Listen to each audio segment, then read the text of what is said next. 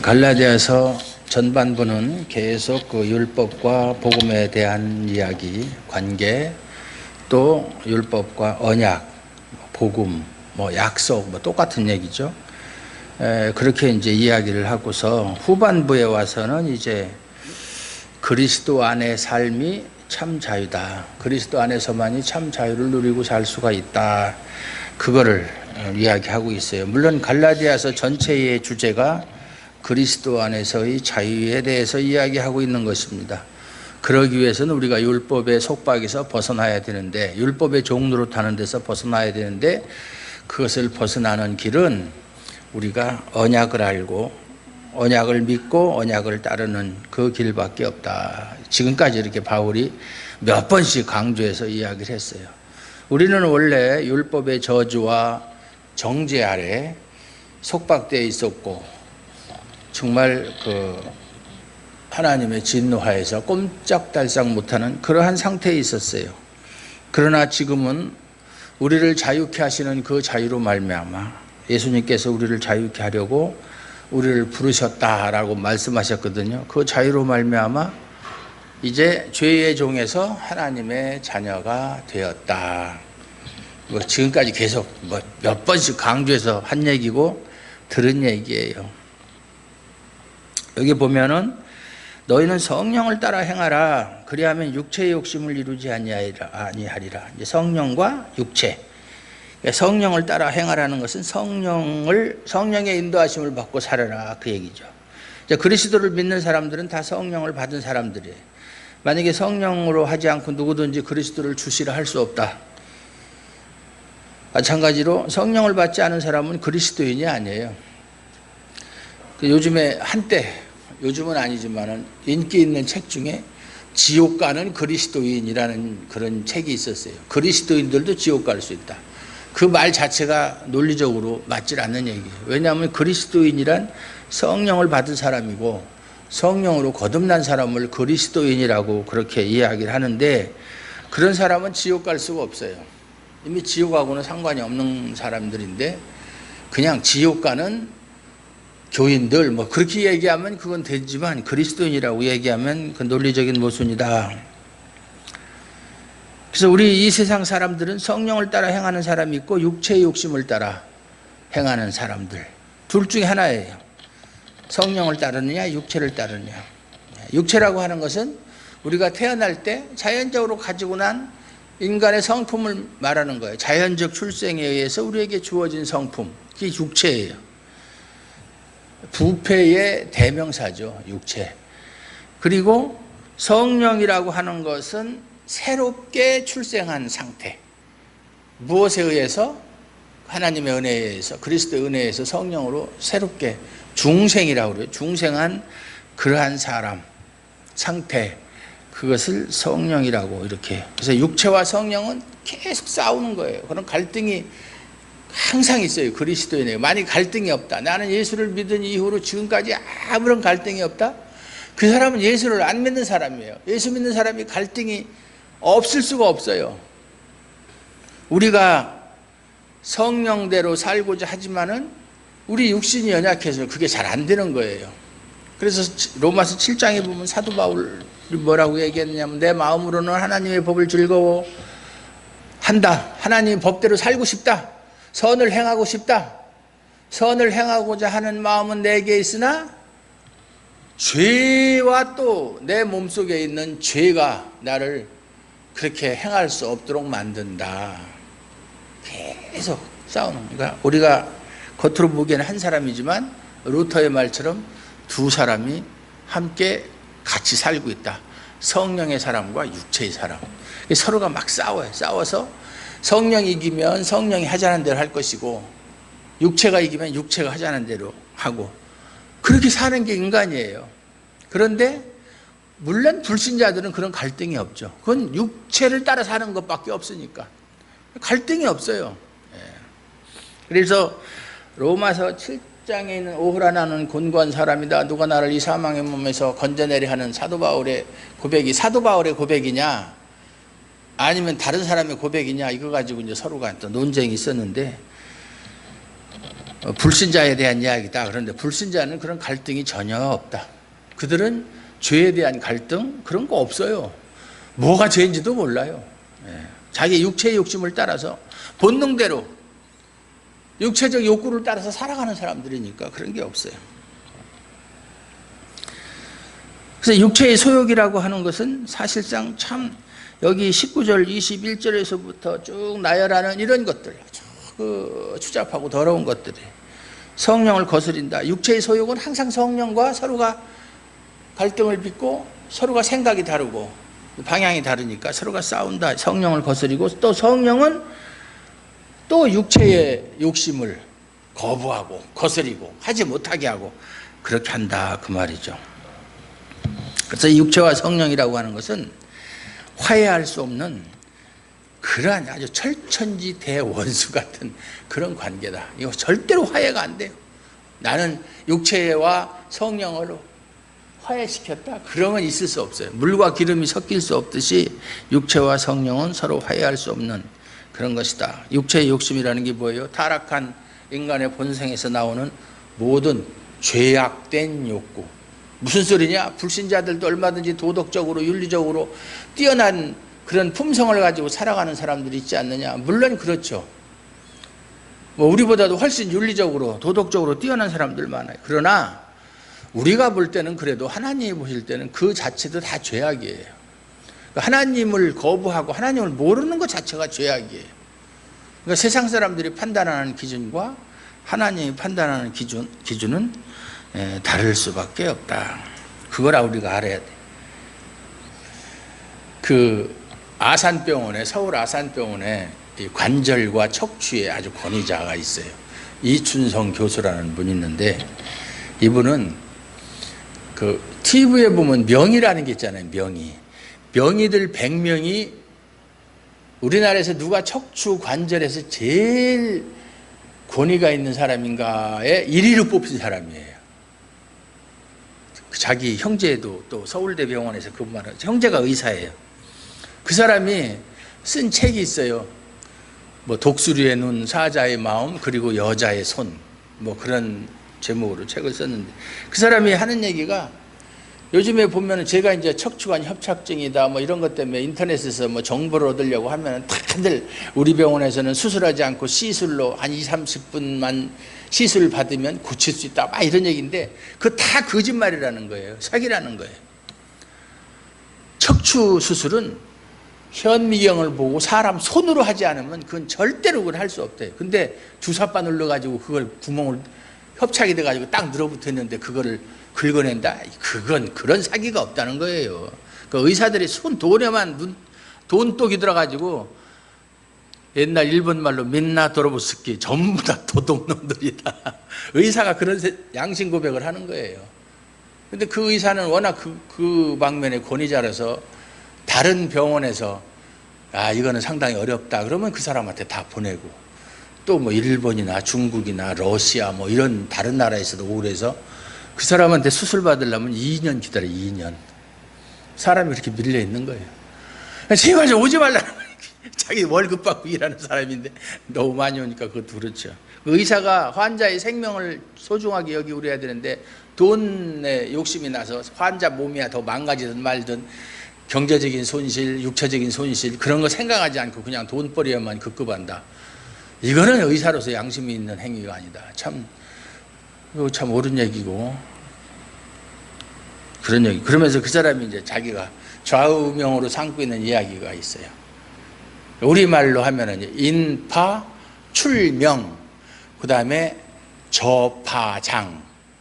그게 무슨 말이냐면 사람 인자에다가 두려워할 파자에다가 날출에다가 이름명자, 그 다음에 돼지 저자에다가 두려워할 파자에다가 튼튼할 장 또는 살찔 장 이런 힘쓸 장 이런 뜻인데 장 무슨 얘기냐면 사람은 유명해지는 것을 두려워하고 돼지는 살찌는 것을 두려워하라. 사람이 유명해지면 구설수가 따르고 또 그 사람 타락하기 쉽고 돼지는 살찌면 제일 먼저 잡혀먹는다. 그러니까 이 이름 있는 유명한 그런 스타 목사, 스타 의사 이런 거 되지 말라는 거예요. 그건 벌써 잘못된 길로 가고 있다 그 말이에요. 그게 참 저희가 언젠가도 얘기했지만 그 목사 되기 전에 그때는 뭐 신학하기도 전에 뭐 그럴 때 저 대구 가면 동화사 옆에 파괴사라고 있는 절이 있는데 거기 가면은 성전암이라는 조그만 암자가 있는데 거기에 그 철웅 스님이라고 있었어요. 지금 돌아가셨죠. 아주 그 법정 스님하고도 친하고 뭐 그런 분인데 세상하고 인연을 끊고 완전히 사는 사람인데 그 사람이 저를 보고서 하는 얘기가 아 자네는 목사 될 사람인데 여기는 우짠 일인고 경상도 사람이에요. 그러더라고요. 그러면서 이제 밥을 같이 먹고 이 대화를 하는 가운데 내가 자네한테 충고를 하겠는데 목사가 되는데 훌륭한 목사는 돼도 유명한 목사는 되지 말아라. 주웅놈들이나 목사놈들이나 유명한 놈들은 다 사기꾼이고 도둑놈들이라는 거예요. 훌륭한 목사가 되라는 거예요. 비록 그 사람이 목사도 아니고 정말 스님이 한 얘기지만 전 그 얘기를 항상 마음속에 담고 살았어요. 유명해지지 말자. 어디 가서 감투 쓰지 말자. 전 그래서 그런 거 이거 해라 저거 해라 하나도 안 했어요. 장자 붙는 거. 아주 결심을 한 사람이에요. 그 사람이 그 말 한마디가 저한테 상당한 영향을 미쳤다. 뭐 상대가 누가 됐든지 항상 사람한테는 공자의 말처럼 자기를 가르칠 수 있는 스승은 항상 있어요. 주변에. 그 사람이 나보다 많이 배워서 뭐 스승이고 못 배워서 스승이 아닌 게 아니라 그런 인생의 경험이나 이것은 많이 배우고 적게 배우고 비천한 사람이나 귀한 상관없어요. 항상 살펴보면 배우고자 하는 마음이 있으면 항상 내 주변에는 나를 가르치고 인도할 수 있는 스승이 있는 법이에요. 내가 최고야. 벌써 틀린 거예요. 어쨌든 너희가 만일 성령의 인도하시는 바가 되면 율법 아래에 있지 아니하리라. 성령의 인도를 따라 사는 사람은 율법하고 상관이 없어요. 왜냐하면 성령을 따라 살면 율법은 자동적으로 다 이루어지게 돼 있어요. 굳이 율법을 지키려고 할 필요가 없어요. 그러면서 육체의 일이 뭐냐? 아까 얘기한 육체의 소욕을 얘기하는 것이죠. 그건 분명하니 곧 음행과 더러운 것과 호색과 우상 숭배와 주술과 원수 맺는 것과 분쟁과 시기와 분냉과 당짓는 것과 분열함과 이단과 투기와 술 취함과 방탕함과 또 그와 같은 것들이라. 전에 너희에게 경계한 것 같이 경계하노니 이런 일을 하는 자들은 하나님의 나라를 유업으로 받지 못한다. 하나님의 나라를 유업으로 받지 못한다? 구원받지 못한다? 천국 못 간다는 얘기예요. 무서운 얘기예요. 새겨 들어야 돼요. 그러니까 여기 세 가지로 나눌 수 있어요. 종교적인 문제, 그러니까 하나님에 대한 문제, 우상숭배, 그 다음에 주술. 이건 하나님과 관계된 거. 우상숭배라는 게 뭐예요? 하나님 외에 다른 신을 섬기는 걸 우상숭배라고 그러잖아요. 그러면 여기서 말하는 주술은 뭐냐면 그러니까 점치고 뭐하고 하는 그런 거. 그러니까 하나님 몰래 뭐 하나님 몰래 할 수는 없지만 자기 딴에는 그렇게 생각하겠지. 하나님 뒤에서 더러운 영적인 세력과 뒷거래 하는 게 주술이에요. 점치고 그러는 게 다 거기 들어가는 거예요.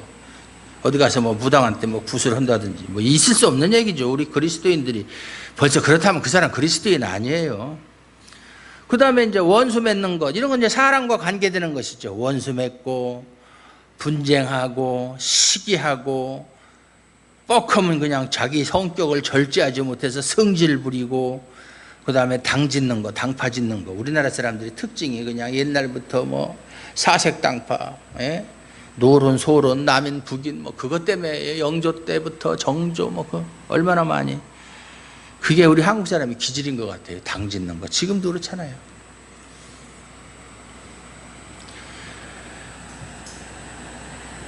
분열, 또 이단. 이단은 뭐 우리가 설명 안 해도 잘 아는 것이고, 투기. 그 다음에 이제 그 술에 관계된 거, 술 취함, 방탕함. 술 취하면 당연히 방탕할 수밖에 없죠. 절제를 할 수가 없으니까. 또 그와 같은 것들이라, 이것이 전부가 아니라 이 외에도 많다. 그래서 그러한 것들이라 그랬어요. 이 외에도 많이 있다 이 말이죠. 그러니까 무엇이든지 그것이 성경에서 하나님께서 싫어하시는 일은 다 여기에 포함되는 거예요. 전에 너희에게 경계한 것 같이 경계하노니 이런 일을 하는 자들은 하나님의 나라를 유업으로 받지 못할 것이다. 그럼 우리가 그러면 한 번도 그러면 뭐 우상숭배 주술은 않는다고 하지만 남하고 원수 지는 일이라든가 뭐 때로는 뭐 시기하거나 뭐 성질 내는 거 이런 거 한 번도 안 하느냐, 이제 그런 얘기가 아니에요. 우리도 죄를 짓고 살아요. 어떤 이 세상에서 아무리 거룩한 사람이라도 죄 안 짓고 살 수가 없어요. 그게 인간의 한계예요. 만약에 죄 안 짓고 살 수 있다라고 하면 그건 잘못된 사람이에요. 그 이단이에요. 그런데 뭐냐면 순간적으로 간헐적으로 이런 일을 행할 수 있지만 이것을 탐닉하거나 즐겨하거나 거기에 빠져서 살지는 않는다, 그 말이에요. 예. 뭐 술 취할 수도 있죠. 예. 뭐 제가 잘 아는 목사님이 있어요. 아주 뭐 성경적인 지식도 탁월하고 뭐 이런 분 엊그저께 만났는데, 대낮에 만났는데, 아이고 목사님 오래간만에 만나서 맥주 한잔 합시다. 얼마든지 가능해요. 맥주 먹는 거 뭐 어때요? 예. 우리는 B급 목사니까. B급 목사는 뭐예요? 맥주 먹는, 비어 마시는 목사들. A급 목사는 알코올 마시는 목사. C급 목사는 콜라 마시는 목사. 그런 거는 전혀 상관없죠. 그렇다고 오늘 날씨도 그렇고 꾸물꾸물 오니까 한번 질펀하게 마셔봐, 그렇게 생각하면 안 되는 거예요. 네. 그러면서 그것과 대비되는 육체의 욕심과 대비되는 것이 뭐냐? 성령의 열매다, 그 말이에요. 성령의 오직 그런 것들은 다 하나님과 원수되는 것이고 하나님 나라를 유업으로 받는데 지장을 주는 것들이지만 성령의 열매, 성령의 열매가 9가지로 나오죠. 9가지. 그러나 성령의 열매는 한 개예요. 한 개. 9개가 아니라 한 개의 9가지예요. 한 개의 9가지 요소라는 얘기죠.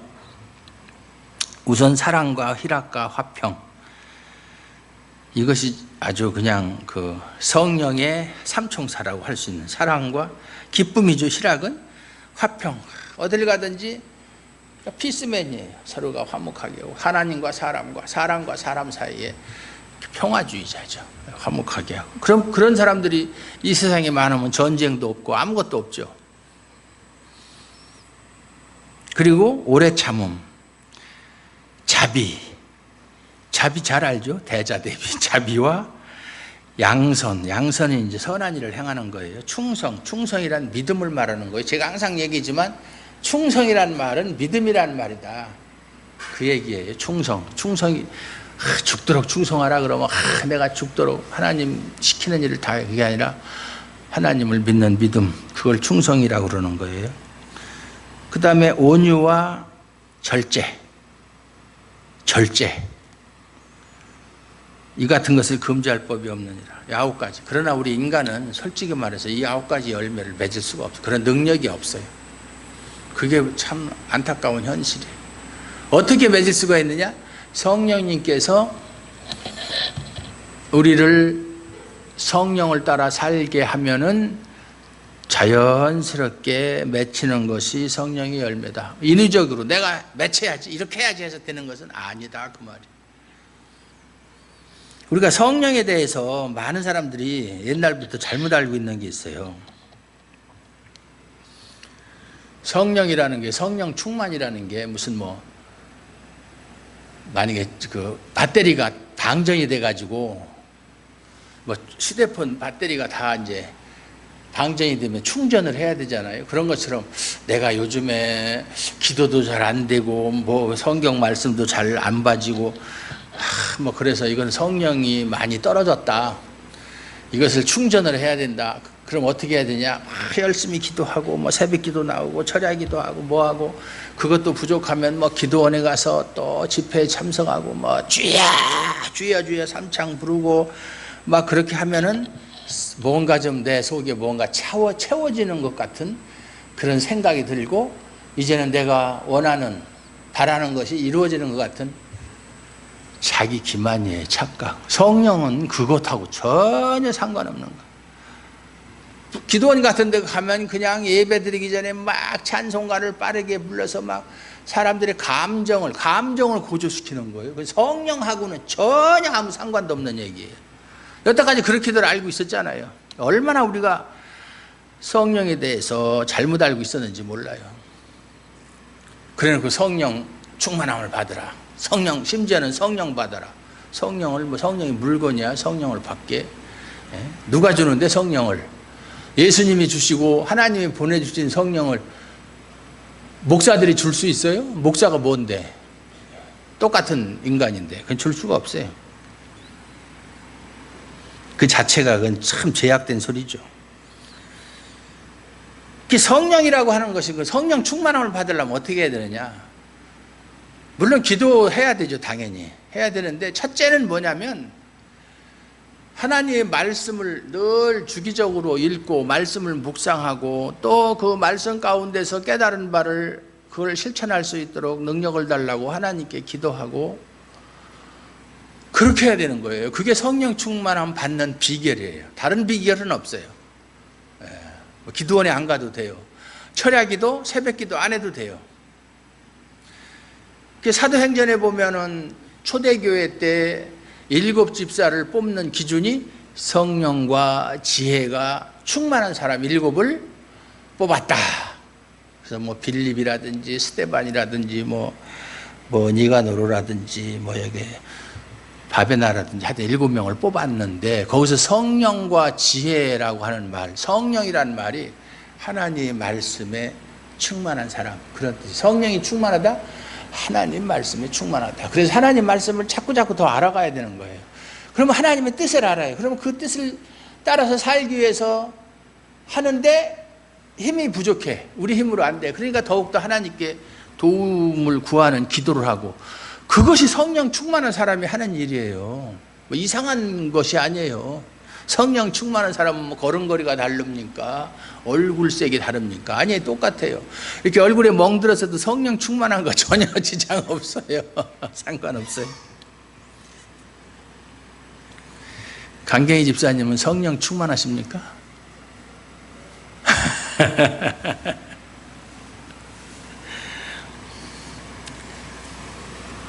그리스도 예수의 사람들은 육체와 함께 그 정욕과 탐심을 십자가에 못 박았다. 이것이 타의에 의해서 타인이 하나님이나 예수님이 우리를 십자가에 못 박은 게 아니라 우리가 주도적으로 못 박았다, 그 말이에요.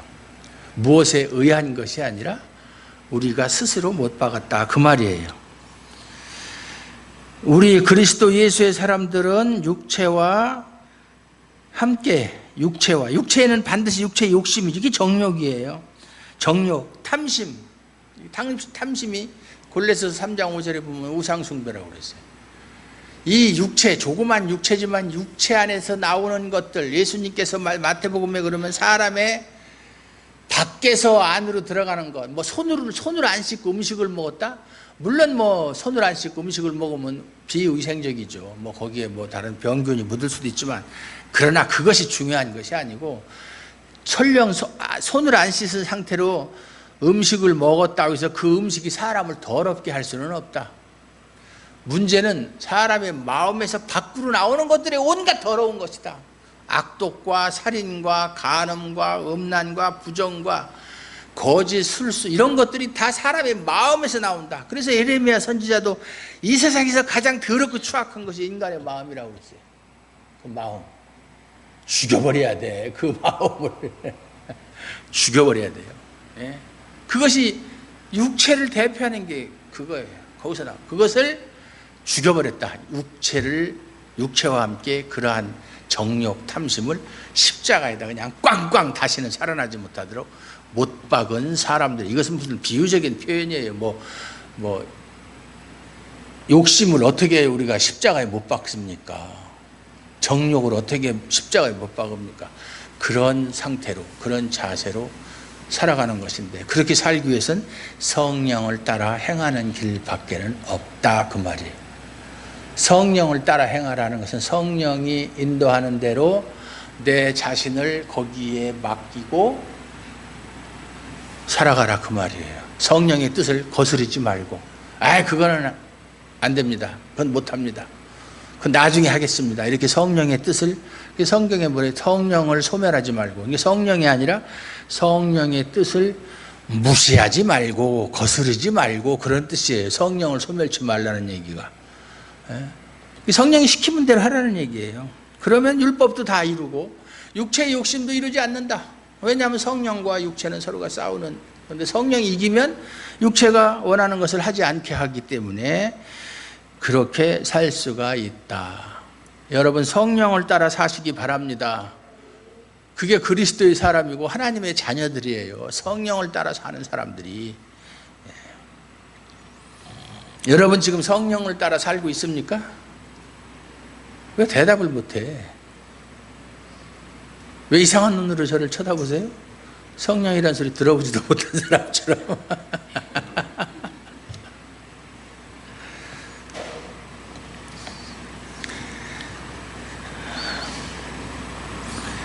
만일 우리가 성령으로 산다면, 또한 성령으로 행할지. 성령으로 사는 사람은 성령이 인도하시는 대로 따라간다. 성령으로 산다. 그걸 보고 그리스도 안에 있는 사람은 성령으로 사는 사람이고, 성령으로 사는 사람은 성령으로 행하는 사람이다, 그 말이에요. 증거가 나타난다, 이 말이에요. 말로만 난 성령 안에 있어, 성령 따라 살아. 아닌 거 네가 알아? 네가 봤어? 뭐 이런 식으로 얘기하면 안 돼요. 자기 행함으로 그것을 증거하는 거니까. 그러면서 헛된 영광. 헛된 영광이라는 게 뭐예요? 사람들은 태어나면서부터 다 모든 것이 자기 중심적이에요. 이기적이에요. 자기를 위해서 사는 거예요. 세상의 중심이 자기예요. 다른 사람을 생각하는 건 없어요. 그것이 헛된 영광이에요. 잠시 잠깐 오면 없어져 버릴 헛된 영광. 그거 구해서 그거 얻으려고 다른 사람 괴롭히고 핍박하고 노엽게 하거나 서로 그냥 서로가 투기하고 시기하고 그렇게 하지 말라, 그 말이에요.